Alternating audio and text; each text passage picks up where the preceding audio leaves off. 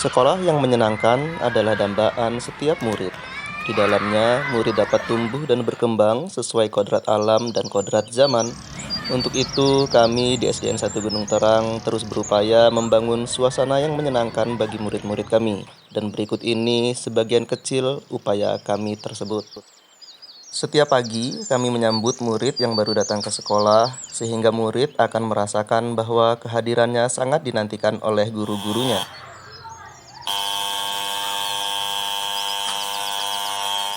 Assalamualaikum warahmatullahi wabarakatuh. Kepada seluruh siswa SDN 1 Gunung Terang, waktunya masuk kelas.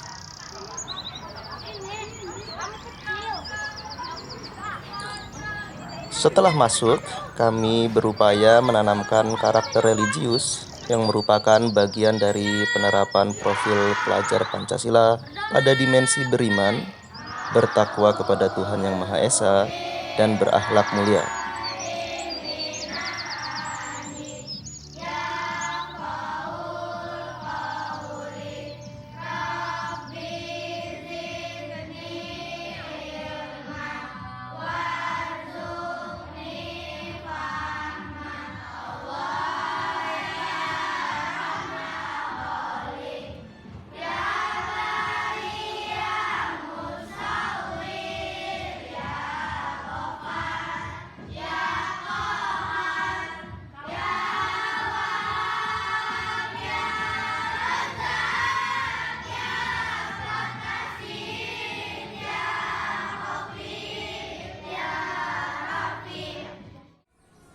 Murid-murid juga dilatih untuk sholat duha secara bergantian.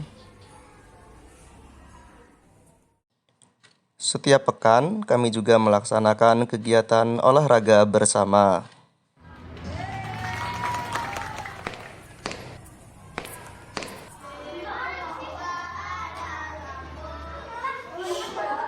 Assalamualaikum.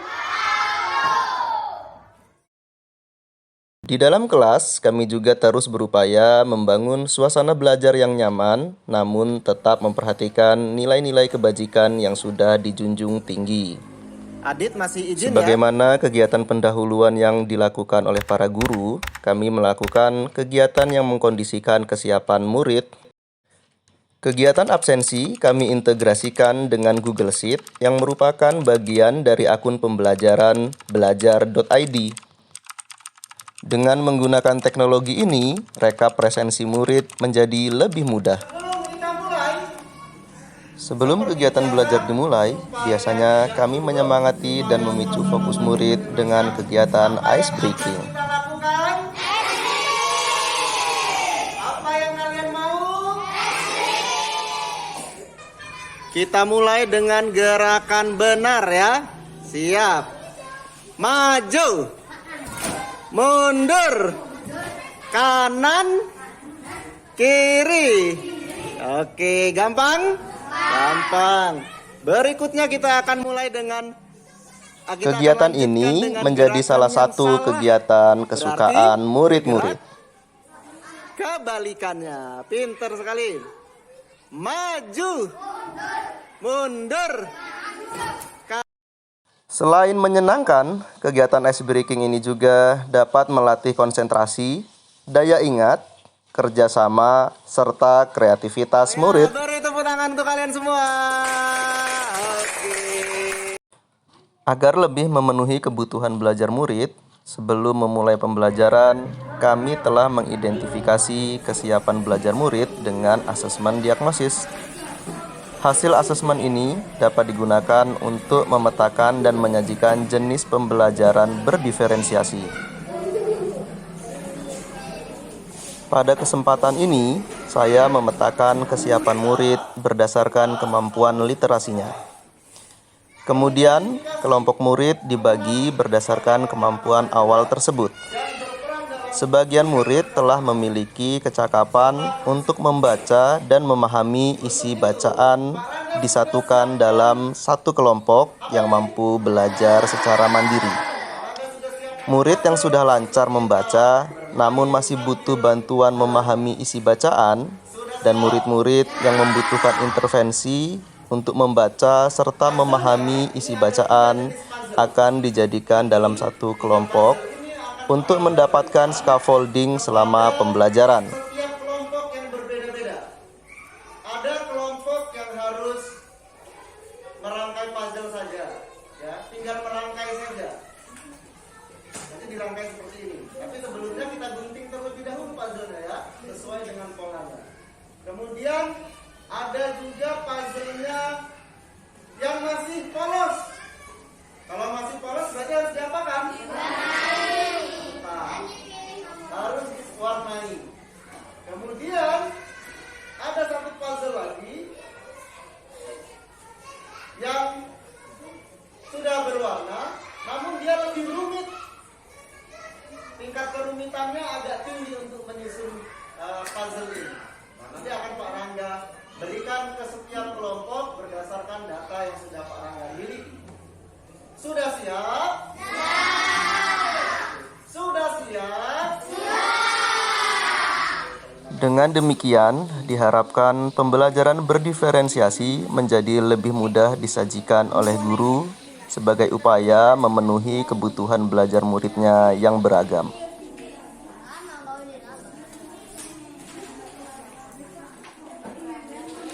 Pada sesi ini, kami sedang belajar organ pencernaan manusia. Diferensiasi pembelajaran yang saya sajikan diantaranya adalah diferensiasi konten. Selain belajar dari buku dan penjelasan guru, murid juga akan belajar dari puzzle yang dibedakan berdasarkan tingkat kesukarannya.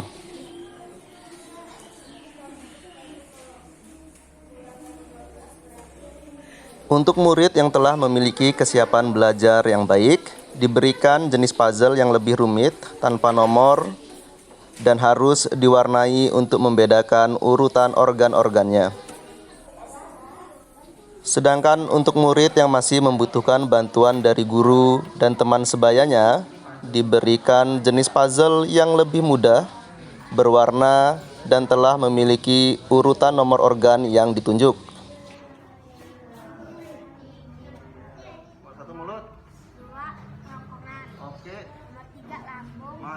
Selama pembelajaran, guru menjaga agar suasana kelas tetap menyenangkan, namun kondusif untuk belajar. Tahu juga nggak ya? Tahu. Coba sekarang Pak Rangga acak ya. Kalau nomor 3 apa, adik? Agung?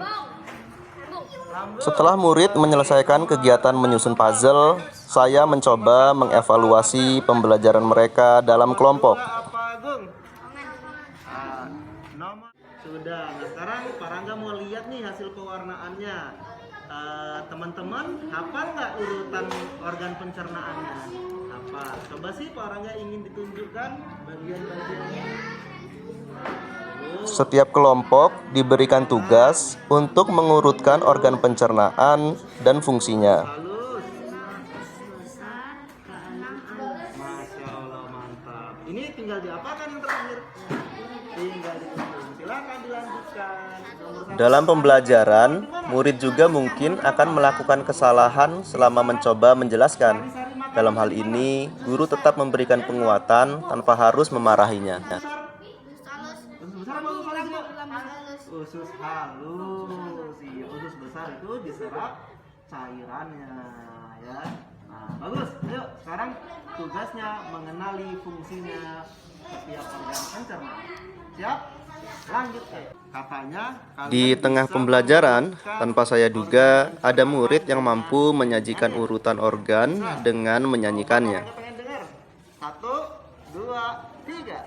Organ pencernaanku Sambil ditunjuk. bagian. Yang satu ada mulut, kedua kerongkongan, ketiga ada lambung, keempat usus halus, kelima usus besar, terakhir ada hidung. Mantap sekali. Tentu saja hal ini harus diapresiasi. Bisa mengurutkan saluran pencernaan dengan nyanyian. Tampaknya keren sekali.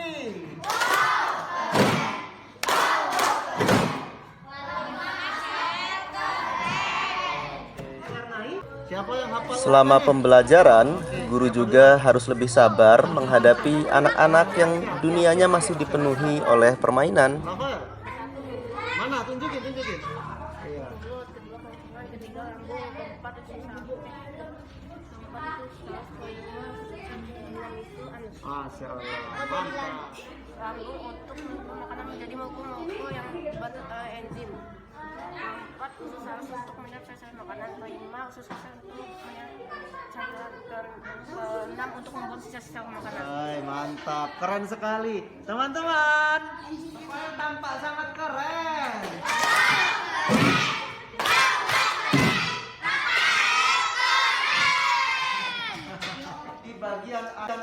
Di akhir sesi pembelajaran, kami melakukan refleksi belajar.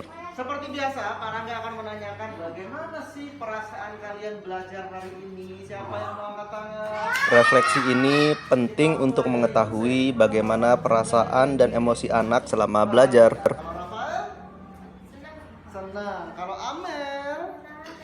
Menyenangkan. Ya, di bagian akhir kita akan Emosi yang baik selama belajar akan mendorong kesejahteraan emosi anak hingga dewasa.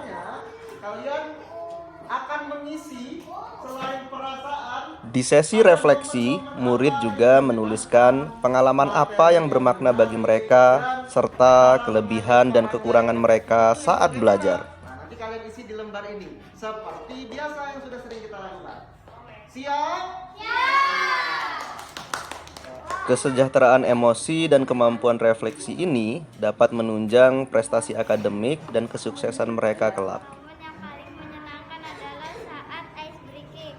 Materi yang paling menarik tentang organ pencernaan. Perasaan yang saya rasakan saat belajar adalah seru, menyenangkan.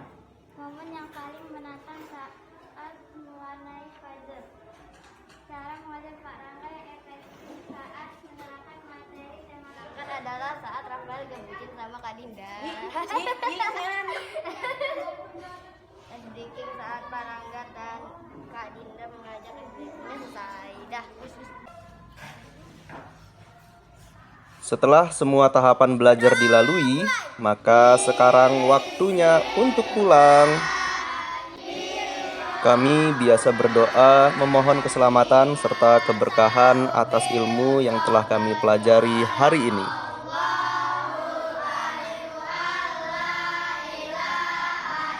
Di luar sekolah, orang tua juga sudah menanti buah hatinya untuk kembali dididik di rumah dengan visi pendidikan keluarganya masing-masing.